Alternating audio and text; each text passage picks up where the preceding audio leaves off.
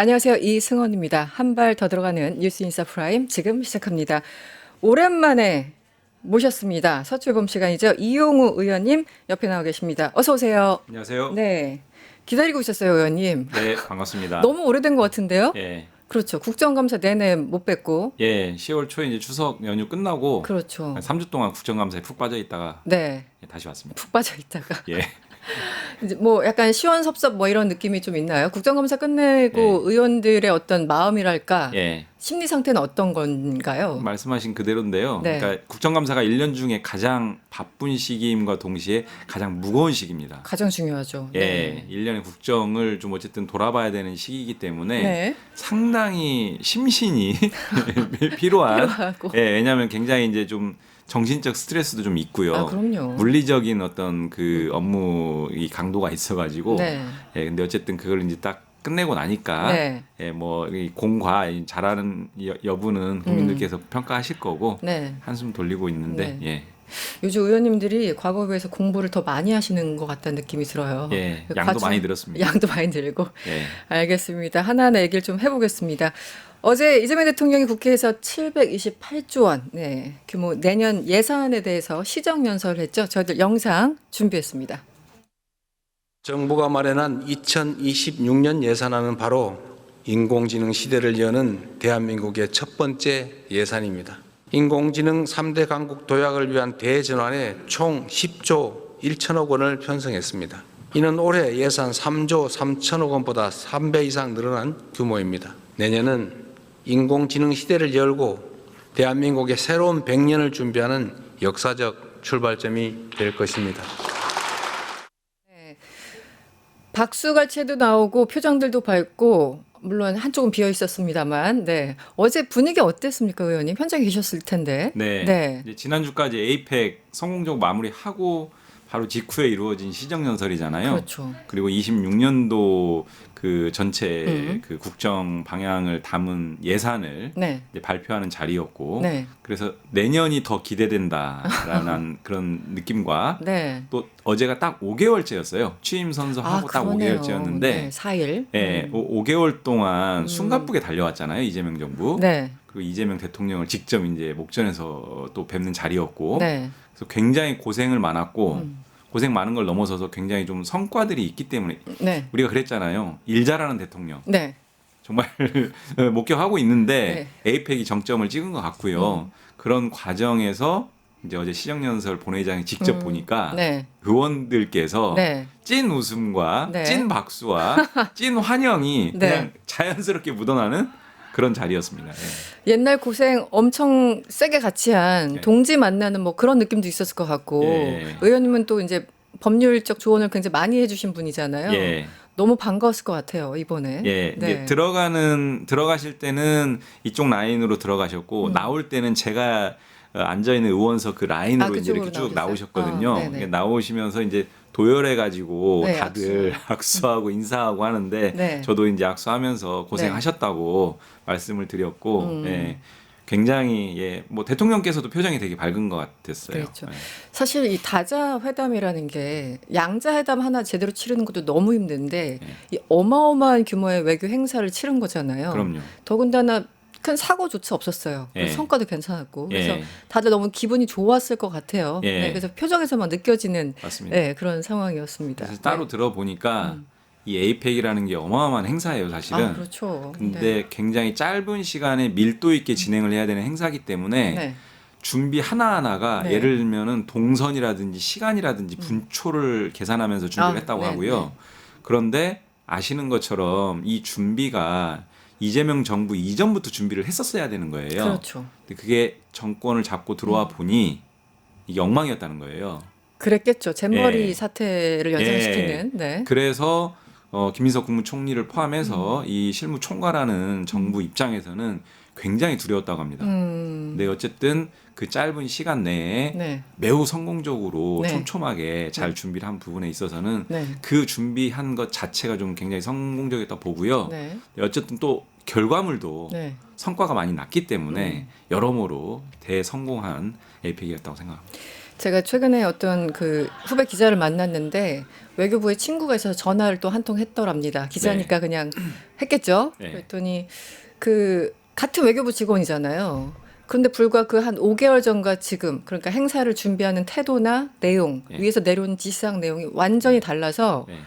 하여튼 외교부에서도 굉장히 칭찬하는 분위기, 일 네. 잘하는 대통령 맞구나 네. 이런 걸 다시 한번 좀 느끼는 그런 과정이었다고 그런 얘기를 하더라고요. 네. 보통 이제 기자들이 약간 삐딱해서 전화했을 텐데 네. 그 외교부 직원이 야 좋았어 뭐 이렇게 얘기를 하니까 이 친구가 알아서 끊자 막 이렇게 했나 봐요. 네, 하여튼 그런 상황이었다고 해요. 네. 네. 어제 가장 인상적인 거는 저는 사실은 이제 산업화 시대는 아니고 70년대에 태어났지만 이제 그러니까 김대중 대통령이 정보 고속도로를 깔겠다. 그리고 네. 이제 그 시대에 한참 학창 시절을 보냈던 그런 상황이어서 어제 이 얘기가 굉장히 와닿았어요. 네. 그래서 박정희 시대 고속도로처럼 AI 시대 고속도로 구축하겠다면서 다 언급을 했는데 네. 이 내용 좀 어떻게 들으셨습니까? 그러니까 70년대 박정희 정권의 산업화 고속도로, 네네. 그다음 90년대 김대중 정권의 정보화 고속도로에 그렇죠. 이어서 이제 이재명 정부 AI 고속도로를 뚫겠다, 네.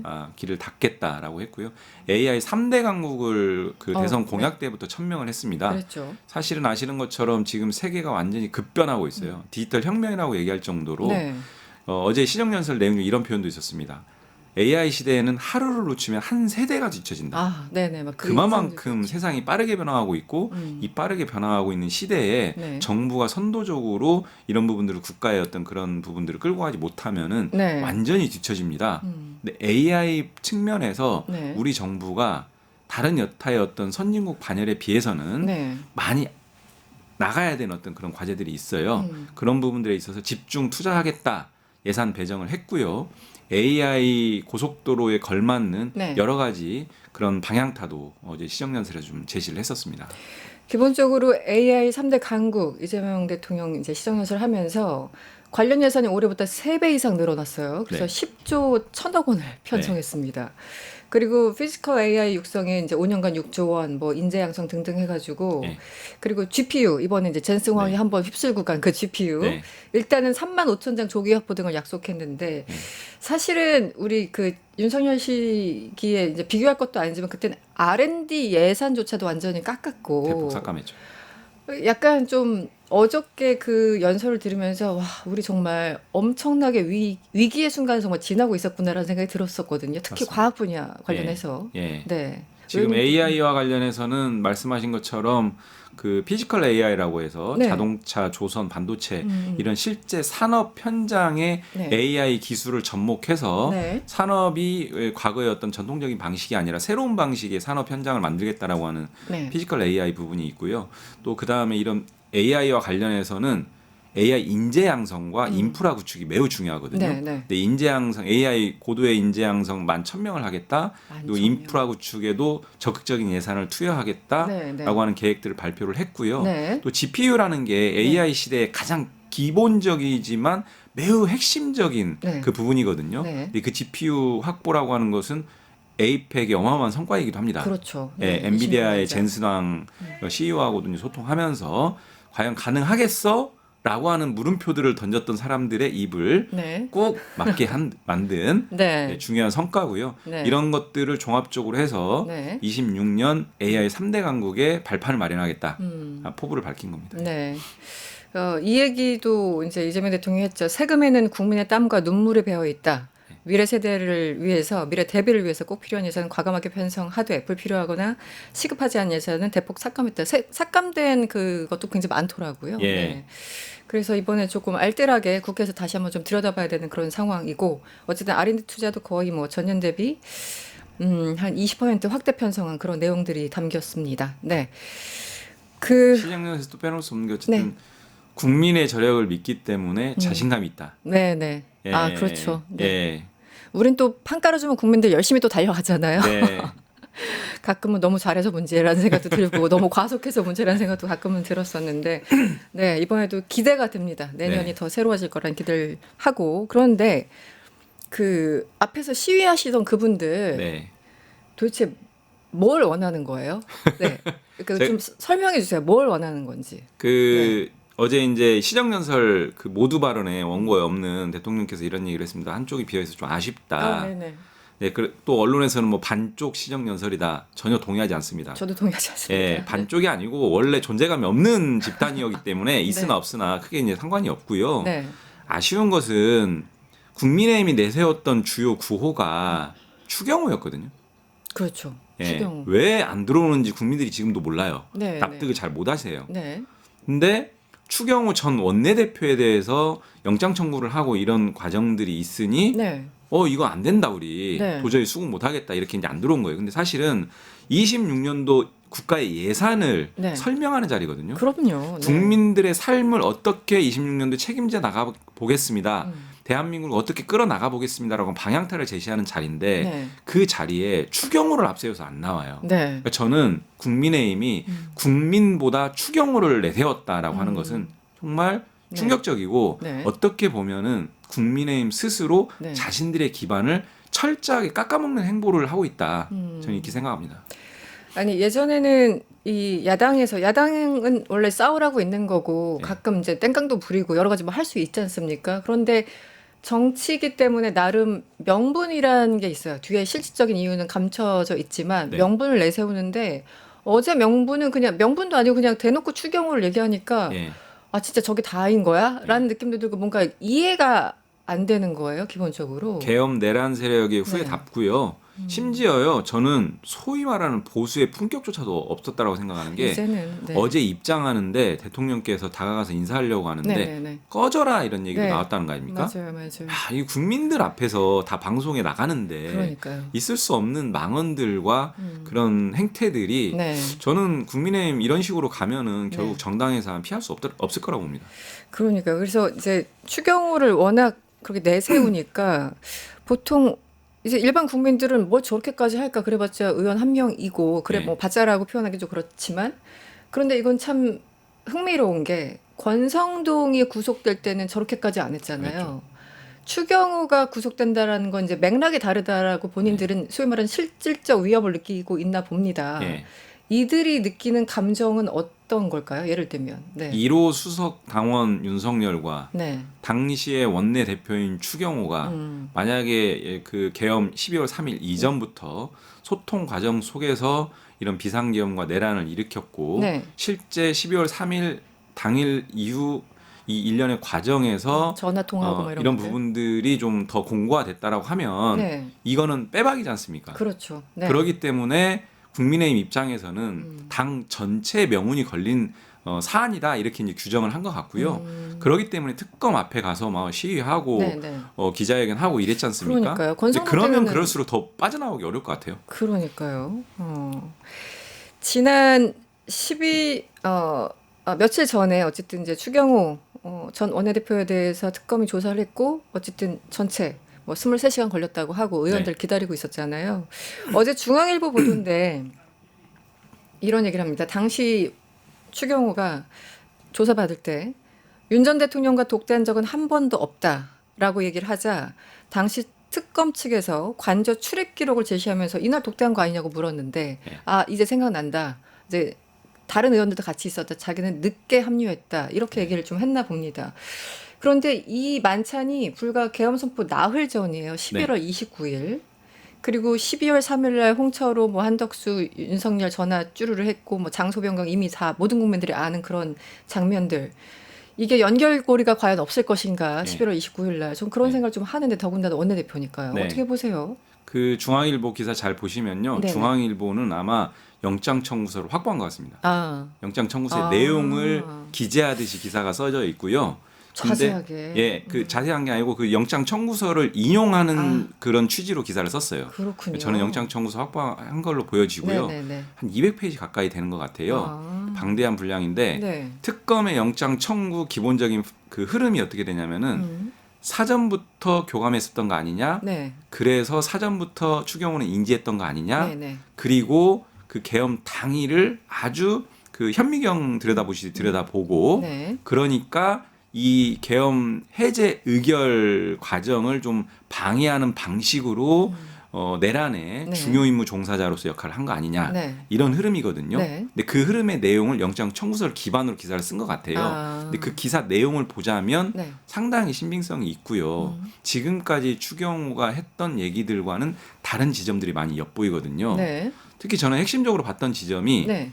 11시 22분인가 그럴 겁니다. 윤석열과 추경호가 통화했던 시간이 네. 네. 한 2분 정도 통화했다고 그렇죠. 하는데 네. 그 통화 전후가 윤석열이 다른 여타의 사람들과도 긴밀하게 통화하는 상황이었어요. 네. 네. 추경호하고만 통화한 게 아니고. 네. 뭐 나경원하고도 통화한 거 아닌가요? 그리고 내부 관계자들하고도 통화하고, 그러니까 네. 이 계엄 과정에 대해서 말하자면 긴박하게 소통하면서 진두지휘하는 어떤 통화 내용으로 이제 보이는데 네. 그 와중에 추경호랑 통화했다는 거거든요.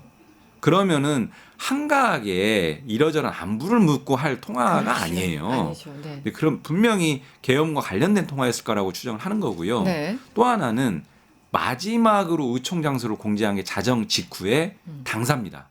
그렇죠. 네. 네. 네. 당사로 마지막 모여라. 당사. 마지막이. 네. 그리고 나서 국회의장께 추경호가 전화하면서 시간을 좀 더 달라. 네. 우리 지연을 합니다. 그러니까 이런 일련의 과정들을 종합해 보면 이게 단순한 어떤 게 아니다. 내란에 복무한 거 아니냐라고 하는 것을 특검이 좀 그렇게 보고 있는 것 같고 네. 그런 내용 영장 청구를 했고요. 네. 어제 본회의가 있었는데 아직 체포 동의안이 국회에 제출되진 않았습니다. 아직은요. 네. 다음 본회의 때 아마 보고될 것 같습니다. 이 추경호 전 원내대표 같은 경우는 이제 뭐 소위 말하는 이제 빌드업으로 영장에 엮였다, 네. 엮었다, 네. 억울하다. 그리고 나는 당당히 불체포 특권 포기하겠다 이런 입장인데 지금 말씀하신 내용과 보면 상당히 이제 좀 배치되는 게 많이 있는 것 같고 네. 기본적으로 이제 아까 다시 원래 돌아가서 추경호 원내대표 이 한 사람에 대해서 당 전체가 저렇게까지 하는 이유는 그 다음 차례는 나일 수 있다. 그리고 네. 심지어 이제 정당 해산까지 네.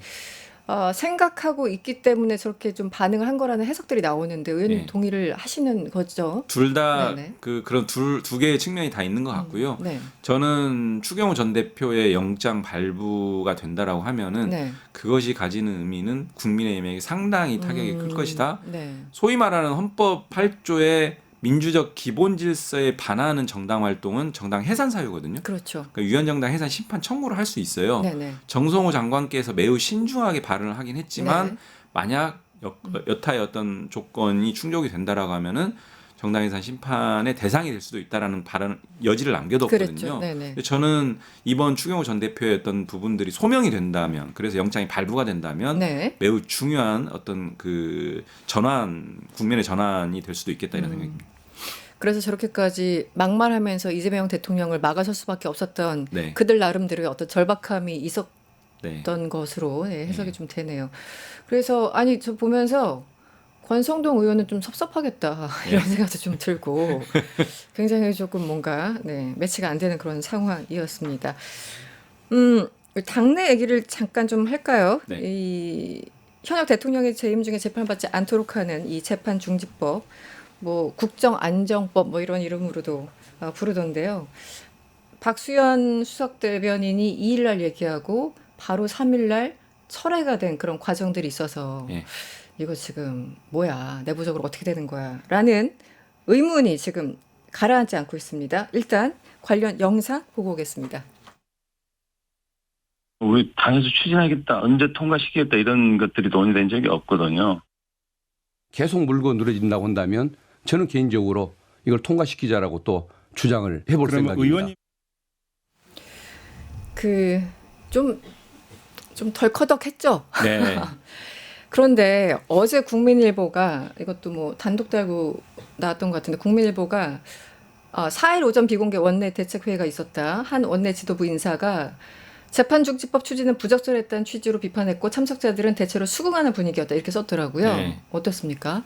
제가 어제 원내 부대표인데 원내 네. 회의를 못 들어갔어요. 어머나 이거 당정 회의가 질문하려고 있어가지고. 의원님 모셨는데 그러니까 당정 회의가 있어가지고 못 그러셨구나. 들어갔는데요. 네. 근데 어쨌든 이런 건 있는 것 같아요. 그러니까 당정대 간에 네. 그 통일적인 인식을 가지고 있는 것은 네. 헌법 84조에 따라서 대통령 재임 중에는 그 진행 중인 재판은 진행할 수 없고 중지돼야 된다라고 그럼요. 하는 네. 것에 대한 공통된 인식은 있는 것 같고요. 그래서 실제로 이 소위 말하는 형사소송법 개정안이거든요. 네. 재판중지법이라는 게. 네. 이 부분이 법사위까지 통과해서 지금 본회의에 계류 중입니다. 그러니까 본회의에서 처리만 하면 되긴 하는데 네. 어쨌든 에이펙 직후에 이 후속 성과들을 네. 이제 만들어가야 되는 상황에서 네. 이 문제 가지고 자꾸 딴지를 거니 이런 부분들 가지고 갑론을박할 게 계제가 아니라 네. 지금 집중해야 될 부분은 여기에 있으니 여기에 집중하자라고 네. 하는 걸로 당정대가 또 한번 입장을 좀 정리한 게 아닌가 이렇게 생각이 들고요. 네. 근데 중요한 것은 이런 부분들의 발단이 됐던 지점들은 우리가 분명하게 인식을 해야 될 것 같습니다. 국정감사 기간에 네. 김대용 서울고등법원장이 네. 이론적으로도 재판 가능하고 현실적으로도 가능하다라고 하는 답변을 했거든요. 네.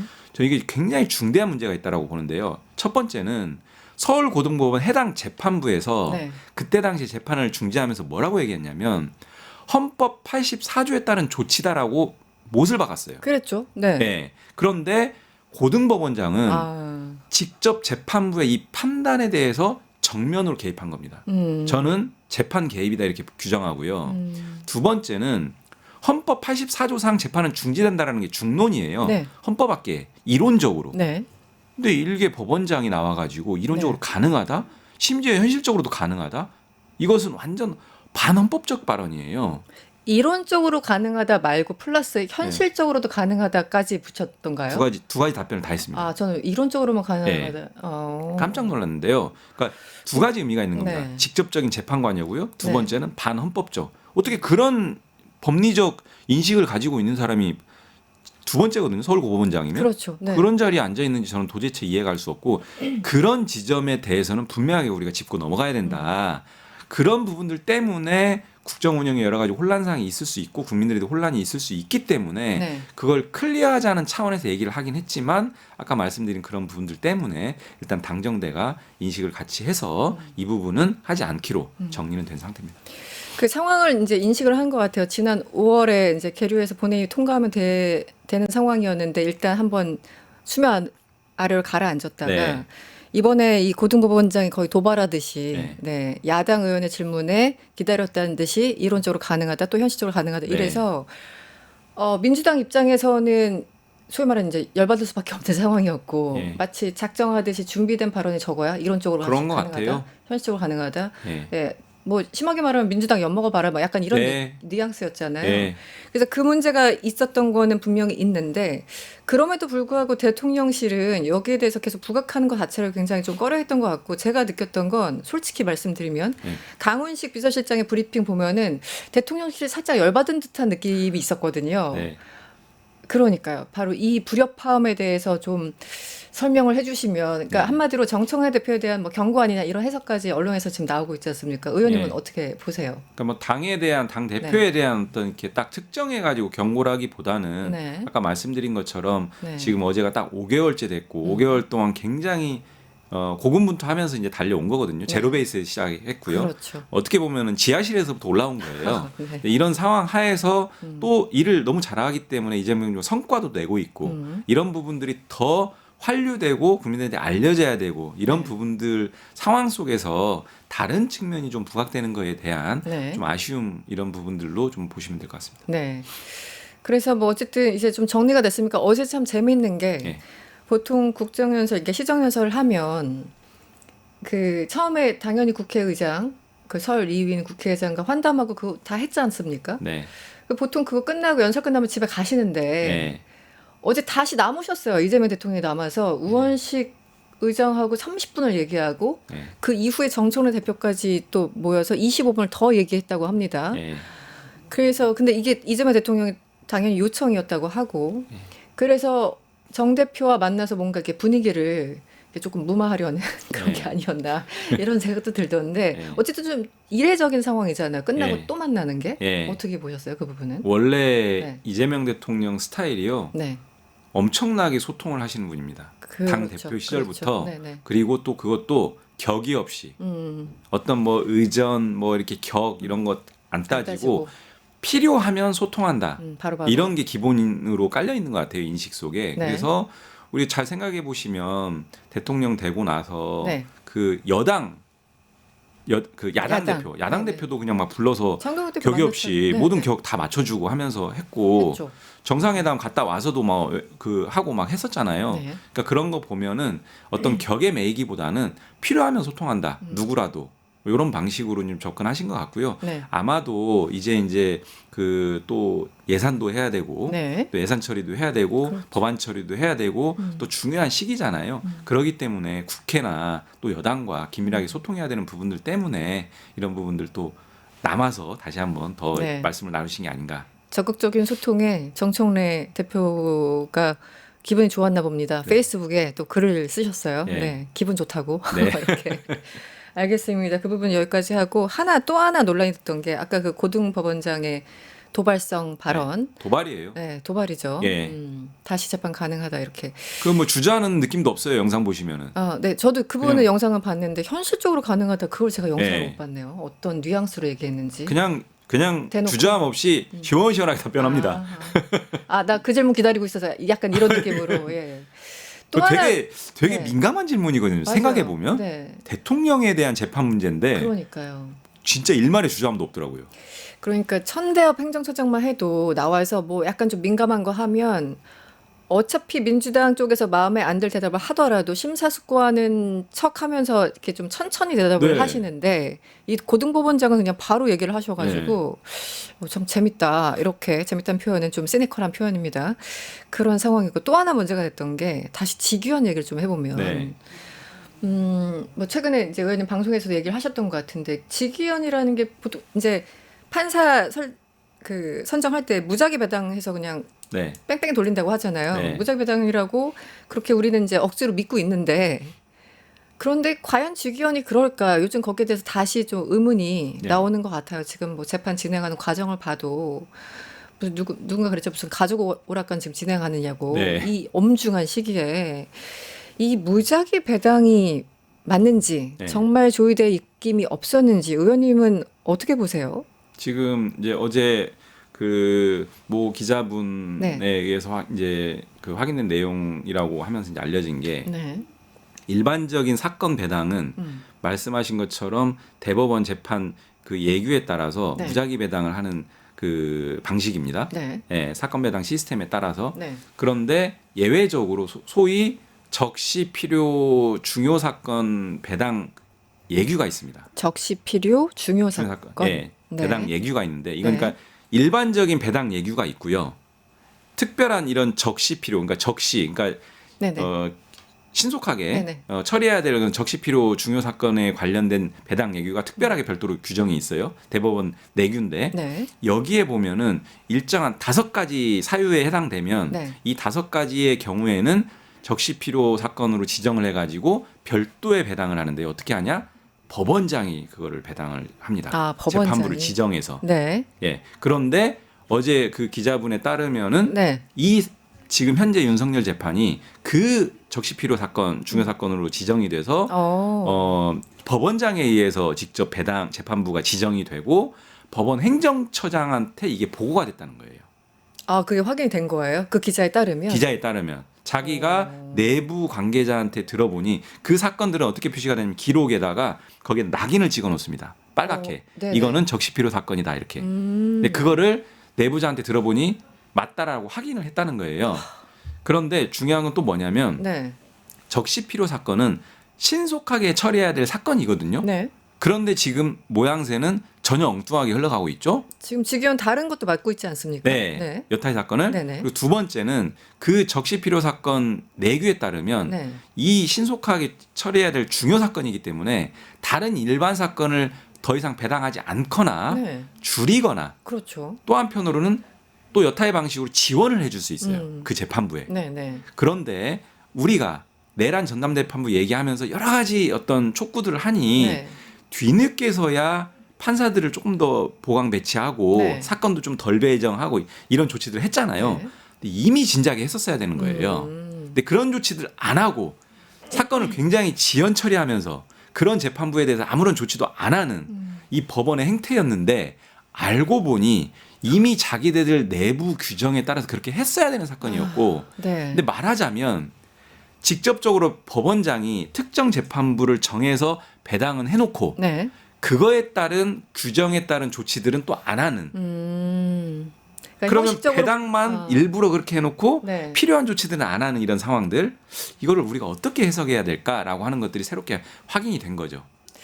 아니 그래서 국회에서 계속 얘기를 하니까 그때 판사 보충한다고 했던 게 1명 정도인가 더 네. 추가하지 않았습니까? 예. 무슨 한 5명 이렇게 추가한 것도 아니고 1명 네. 추가한 거고 지금 상황 들어보면은 해야 될 일을 전혀 안 하고 마치 모르는 척하고 있다가 맞아요. 국회의원들이 지적하면 그거 이제 하나 들어주는 척하고 이런 상황이 계속 예. 지속되는 거고 이미 있거든요. 대법원 규정에 따르면 진작에 했었어야 되는데 근데 여기에 대해서 이게 최근에 나온 그 기자가 확인한 거면은 네. 뭐 법원에서 아직 거기에 대한 반응이나 이런 것들은 답은 아직 없습니다. 아직은 없겠네요. 시차가 좀 있으니까. 예. 알겠습니다. 이제 시간이 많지가 않은데 딱 하나만 여쭤볼게요. 의원님 이제 노동 문제 또 전문가시니까 네. 최근에 그 새벽 배송 문제가 뜨겁습니다. 네. 기업의 층위에서 봐야 되죠. 소비자 층위에서 봐야 되죠. 노동자 층위에서 봐야 되죠. 네. 막 따질 게 너무 많은데 일단 이 상황을 어떻게 보시고 어떤 의견이신지 좀 네. 얘기해 주시면 어떨까요? 그 배송 문제가 과거 수년 전만 하더라도요, 새벽 배송, 야간 배송이 없었습니다. 없었죠. 쿠팡이 들어오면서 네. 이 새벽 배송, 야간 배송을 새로운 이윤 창출의 창구로 보면서 쿠팡이 이제 이 부분들을 끌고 갔고요. 거기에 이제 CJ 대한통운 등이 일부 이제 좀 따라오고 있는 형국인데 네. 이렇게 수년 동안 해 보니 네. 극심한 과로사가 이제 양산이 되고 있어요. 그렇죠. 네. 실제로 의학적으로 WHO 세계 보건기구에서 연속적 야간 노동, 고정적, 그러니까 뭐 주야 교대 근무도 아니고 네. 야간 근무만 하는 고정적 야간 노동, 또 띄엄띄엄 하는 게 아니라 매일같이 연속적으로 하는 야간 노동, 이것은 2급 발암물질로 규정하고 있어요. 그리고 발암물질이요? 예, 2급 발암물질이고 단순히 육체만 미치는 게 아니고 우울증을 엄청나게 양산시키는 정신적, 육체적, 심리적으로 굉장히 극심한 아주 안 좋은 고용 형태, 노동 형태거든요. 근데 이 부분이 또 한편으로 보면 이제 국민들께서 그 편익을 상당히 많이 이제 누리고 계시거든요. 그렇죠. 네. 그래서 그러면 이런 여러 가지 요소들을 네. 종합해서 네. 어떤 지혜를 좀 모아야 되는 거 아니냐. 말하자면 노동자들이 생과 사의 갈림길에서 배송을 하는 것들을 국민들이 편익만을 고려해서 이걸 계속 방치하는 게 과연 정부나 국회가 할 일인 거냐라고 네. 하는 측면에서 사회적 대화 테이블을 저희가 만들었습니다. 네, 네. 거기에는 쿠팡을 포함한 택배 업체, 관련 협회, 생활물류협회, 통합물류협회, 네. 그리고 노동자 측, 또 한편으로는 국민들의 소비자들을 대변하는 소비자 단체, 네. 그다음에 관련 국토부, 노동부 등 관련 부처 관계자 이렇게 다 모여가지고 네. 이런 부분들에 대해서 국민의 편익, 회사의 이윤 추구, 네. 노동자들의 건강권, 생명권 네. 이런 부분들을 다 아우를 수 있는 우리가 지혜로운 방안을 한번 만들어보자라고 하는 논의의 장을 열었고요. 네. 그 민주당 차원에서 연 건가요? 어떻게 된 예, 건가요? 민주당 당정이 같이 당정이 같이. 예, 네, 네. 그 노사 소비자 단체까지 포함해서 아. 테이블을 만들었고요. 네, 네. 논의 초기 단계입니다. 네.